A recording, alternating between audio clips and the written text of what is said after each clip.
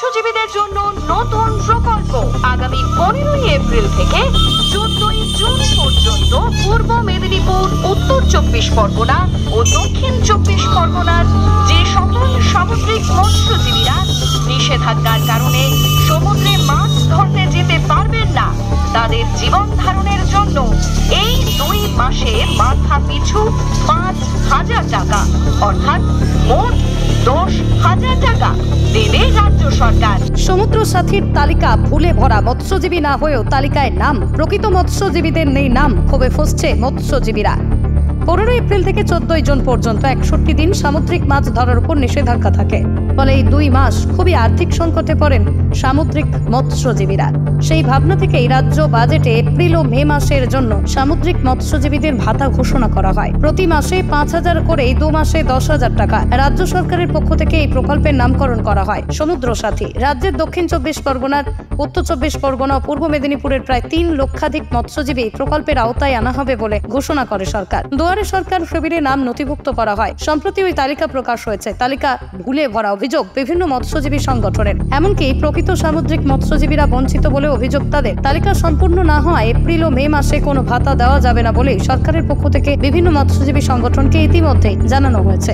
দক্ষিণ 24 পরগনার কাকদ্বীপে মহকুমাতে প্রায় লক্ষাধিক সামুদ্রিক মৎস্যজীবীর বাস। এদের অনেকেই দুয়ারে সরকার শিবিরে নাম নথিভুক্ত করিয়েছেন, কিন্তু তথ্যগত ভুলের জন্য আদৌ ভাতা পাবেন কিনা তা নিয়ে সংশয় তৈরি হয়েছে। এপ্রিল ও মে মাসের মধ্যে ভাতা পাওয়া নিয়ে সংশয় মৎস্যজীবীদের গলায়। মথুরাপুর লোকসভার সবকটি বিধানসভাতে কম বেশি সামুদ্রিক মৎস্যজীবীদের বাস। এবারের বাজেটে সমুদ্র সাথী ঘোষণার পর কাকদ্বীপে মৎস্যমন্ত্রীর উপস্থিতিতে বড় সভা করেছিল তৃণমূল। এবারের ভোটে কেন্দ্রের অন্যতম ইস্যু সমুদ্র সাথী। তালিকায় তৃণমূল নেতাদের নাম নথিভুক্ত করা হয়েছে বলে তো বিজেপির প্রার্থী অশোক পুরকাইতের। তবে তৃণমূল প্রার্থী বাপি হালদার জানিয়েছেন, নির্বাচন বিধি চালু হওয়ায় অনেক দেরি হচ্ছে, তবে আশ্বস্ত করছি সকলেই টাকা পাবেন। না, আমরা পাইনি, তবে আমাদেরকে বলা হয়েছিল আবেদন করতে বলেছিল। আমরা আবেদন করেছি, কিন্তু আমাদের জানিয়েছিল যে তোমাদের এই যে 2 মাস যে যখন তোমাদের সিজন বন্ধ হয়ে যায়, তোমাদের তখন এই যাতে তোমাদের সংসারের কোনো অভাব না আসে তার জন্য তোমাদেরকে এই টাকাটা দেওয়া হবে।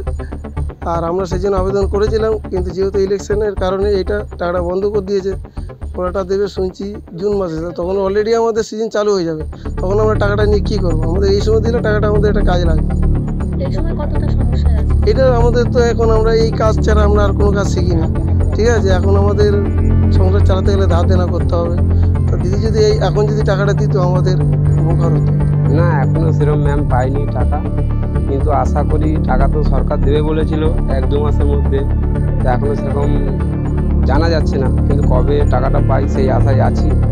হয়তো টাকাটা পেলে আমাদের খুব সুবিধা হতো, কাজেও লাগতো। এই সময় সিজনটা বন্ধ হয়ে গেছে। আর যদি আমরা এখন যদি টাকাটা পেতাম তাহলে ভালো হতো, নয়তো কোনো দিকে ধার দেনা করে আমাদের চলতে হবে। এখন বর্তমানে সিজন বন্ধ, মাছ আরও তো বন্ধ হয়ে গেছে, আর আমাদের ট্রলার বন্ধ, আবার 2 মাস পরে চালু হবে। মৎস্যজীবী কে আছে কি? ছেলেটা আছে। কোথায় মাছ ধরে? নদী, সাগর নদীতে। আর এই যে 2 মাস বন্ধ থাকাকালীন, ট্রলার বন্ধ থাকাকালীন ভাতা দেওয়ার কথা রাজ্য সরকার ঘোষণা করেছে, সেটা কি আবেদন করেছে? আবেদন করেছি, কার্ডটা সব দিয়েছি, বলে কি না এই কার্ডটা হবে না। 2-3বার ঘুরিয়ে দিয়েছে।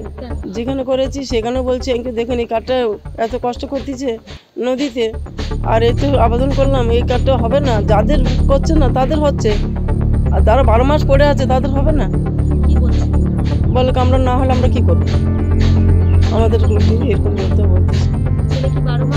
12 মাস নদীতে আছে পড়ে, বাইরে পড়ে আছে। এই যে 2 মাস ট্রলার বন্ধ, কতটা সমস্যায় পড়লেন? অনেকটা সমস্যা, চলতে পারছি না এখন, বিশ্বাস করবেন না, খেতে পারছি না। এরকম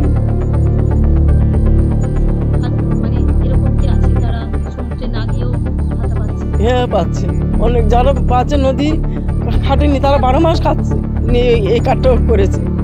আর আমরা নদী খেটেও কিছু পাচ্ছি না।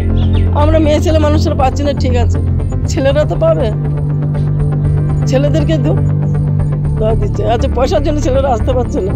দেখুন, এই সমুদ্র সাথী প্রকল্পের বিষয়ে মাননীয় মুখ্যমন্ত্রী যে ঘোষণা করেছিলেন সেটা সম্পূর্ণভাবে মানুষকে প্রতারিত করার জন্য এবং সম্পূর্ণভাবে ভুল পথে পরিচালিত করার জন্য। আর এখন যেটা বলছেন, এই মুহূর্তে তো উনি টাকা দিতে পারবেন না, এটা নির্বাচনের পরে 5,000 টাকা করে দেবেন। কাদেরকে দেবেন? না, যারা আমাদের এই মৎস্যজীবী পরিবার রয়েছে, যারা গভীর সমুদ্রে মাছ ধরতে যান এবং যারা মিষ্টি জলের মাছ চাষ করেন তাদের, তো প্রায় 3 লক্ষ এরকম মানুষ আছে যারা এই সমস্ত কর্মসংস্থানের সঙ্গে জড়িত। কিন্তু এখনও পর্যন্ত যা লিস্ট উনি বানিয়েছেন 1.5 লক্ষ মতো, এই 1.5 লক্ষ সব তৃণমূলের নেতা কর্মীদের নাম দেওয়া হয়েছে। 5,000 টাকা করে 10,000 টাকা 2 মাস পাবেন। তো এই 2 মাস এটা কিন্তু এখন নির্বাচনের সময় উনি টাকা দিতে পারবেন না। তো যারা প্রকৃত এখানে জড়িত এই পেশার সঙ্গে, তাদের পরিবার এই 2 মাস কী খাবে? এটা তো এখন তো মাছ ধরা বন্ধ হয়ে যাচ্ছে 2 মাসের জন্য। এই 2 মাস মৎস্যজীবী পরিবার যারা গভীর সমুদ্রে মাছ ধরতে যান বা অন্যান্যভাবে মৎস্যজীবী আছেন, তাদের পরিবার কোনো উপকার পাবে না। যে প্রায় 1.5 লক্ষ নাম তিনি লিস্ট করেছেন, সেটা সম্পূর্ণ তৃণমূলের নেতা মন্ত্রীদের নাম লিস্ট করেছেন। এটা মানে এক প্রকার রাজ্যবাসীর সঙ্গে, বিশেষ করে মৎস্যজীবী সম্প্রদায়ের সঙ্গে এক ধরনের প্রতারণা। আপনারা সবাই জানেন ইলেকশন চলছে, হয়তো অফিসিয়াল একটু ব্যস্ত থাকতে পারে, কিন্তু তাদেরকে আশ্বস্ত করে বলি বিডিও অফিসের সমস্ত ফর্ম জমা হওয়ার কথা, তারা নিশ্চিতভাবে জমা করছেন বা করে দেবেন।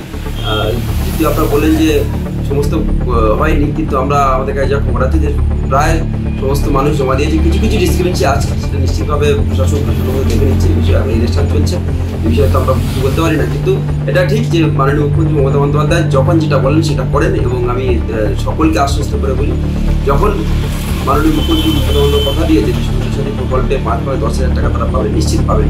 এটা অন্যান্যদের মধ্যে জুগলাবাজি বা মিথ্যা কথা মমতা বন্দ্যোপাধ্যায় বলেন না, এটা আপনারা সবাই জানেন।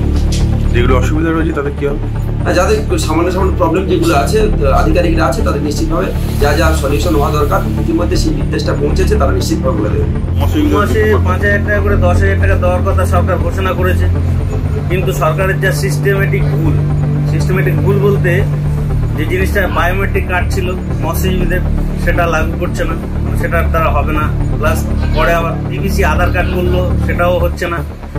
দুয়ারে সরকারে কিছু মৎস্যজীবীদের জন্য করেছে, যেটা মৎস্যজীবী কার্ড, সেটা দেখা যাচ্ছে 30% লোকের হয়েছে, বাদ বাকি 70% লোক করতে পারে। যারা মৎস্যজীবী নয়, আমাদের অ্যাসোসিয়েশনে এমন কিছু লোক আছে যারা মৎস্যজীবী নয়, যারা কেউ গাড়ি চালাচ্ছে, কেউ দোকানদার আছে, বাড়িতে চাষাবাদ করছে, তারা মোটামুটি ওই কার্ডটা দেখছি তাদের ক্ষেত্রে হয়েছে। কিন্তু আমাদের প্রকৃত যারা মৎস্য শিকার করছে জেলেরা, তারা এই কার্ডটা পায় না।